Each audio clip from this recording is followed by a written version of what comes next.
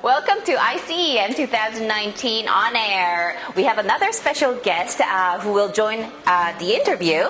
Welcome. Thank you for having me. Yes. Why don't you introduce yourself to our viewers? Okay. So my name is Dr. Tsion Firew. I'm originally from Ethiopia.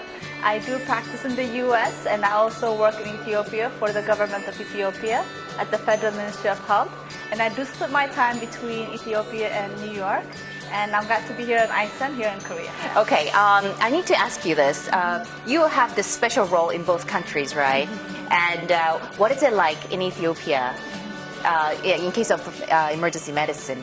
So emergency medicine became a specialty in Ethiopia about 10 years ago. That's when they started their residency. Being in the U.S., you know, it's a specialty that's been around for the past 50 years. And I had the opportunity to train in one of the oldest hospital in New York, which is Bellevue Hospital. And most of the founders of emergency medicine lived there and trained me. They were my teachers and my educators. So when I was there in the U.S., I've always heard about the challenges when they first started emergency medicine in America.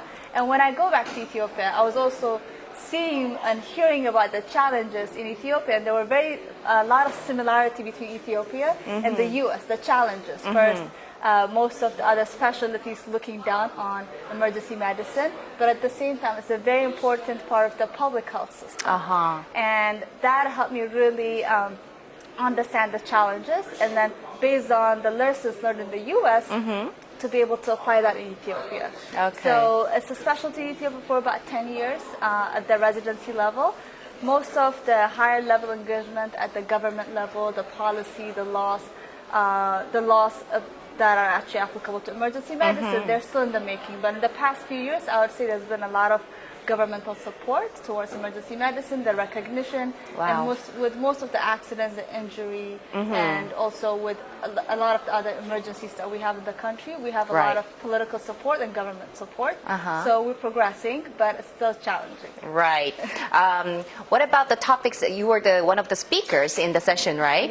Yes. What will be the what was the topic? So the topic is on emergency medicine system, and this, to talk about the low resource setting, how it's to set up emergency care system in lower income settings. And also along with that is going to be talked about the challenges so far, and also some of the opportunities and the lessons learned. So in Ethiopia, we've been very lucky that we have a very supportive minister, and this is my boss, who has actually helped with some of the initiatives and to make it part of the transformation agenda. So I'm going to talk about the systems that we've developed in Ethiopia and to make it part of the bigger picture of our health sector transformation plan, and also some of the collaborations between the WHO and other institutions. And recently, actually, one of the things that Ethiopia, along with Swaziland, now called Eswatini, we've produced a new resolution to be adopted at the WHO in Geneva 3 weeks ago. So all the countries, the member states, adopted this resolution. So it's something that we put forward on the agenda to be discussed during the WHO summit in Geneva, which the last resolution we had was about 12 years ago. So Ethiopia, along with Swaziland, we were able to make it part of the agenda so all the member states and all the countries can talk about it. And based on that, the countries have adopted this resolution. So we advocated for emergency medicine for all the countries to make it a priority. And in that way, based on that, there's easy deliverables. And most of the policymakers in the countries, the ministers of health, have agreed on emergency care being as a very important aspect of universal health care system. So in a nutshell, I think I gave you part of my presentation. Exactly. But yeah, it's supposed to be a 20-minute presentation, so I think I gave you 5 minutes. All right. So it's not done yet? It's not done yet. Would it be tomorrow? It's going to be today in 1 hour. Oh, in an hour. Okay. Well, right. So any last words for our viewers that you would like to mention as a doctor in emergency medicine? So I think our field is very special. It's something that I'm very proud of because it will allow us to be an advocate. And what we do, we're always advocating for our patient, but it's also how we advocate for the public health system in general.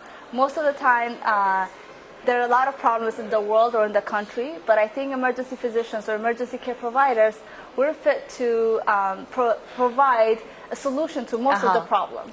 So I think it's really about advocating for your specialty, for what you do. And every day is challenging in the emergency department, or where you're struggling to make a policymaker buy-in into whatever strategy you are trying to introduce. So every day is a challenge, but I think we're well equipped, and we also have most of the experiences from either from our daily clinical practice or from how we're trained to really tackle this. And I think every day is an opportunity to advocate for our patients and be the voice for the voiceless, and to move it forward. And I think here at ICEM, people come from different areas where emergency care might be well developed, or might be a place where they're starting to develop. And I've been a witness of actually been having practice in the U.S. and also in Ethiopia, where emergency care actually was starting, and the challenges to the processes in both countries. So I think going through the processes, and eventually when you look back and see some of the challenges you overcome, it's very rewarding, it's very challenging, but I think you're able to make lots of difference. So whatever challenging or whatever things you might be faced with, you have a lot of support. And now one thing I would say with this resolution, it gives you a platform to advocate, to make it part of a national agenda, to say it, to go to your minister and say, hey, you've agreed to this, or all of the world has agreed on this. So because of this, you need help to build and strengthen the emergency care system. I, as an emergency physician or as an emergency trained person, can help you this. So we have a lot of opportunities to advocate using this resolution, and attending a conference like this gives you a lot of the opportunities. I agree. To be able to identify the right mentors and the right people. All right. Thank you for joining ICEM on air, and as well as joining the conference. Thank you for having me. I hope you have a pleasant time for the rest of your schedule. Thank you.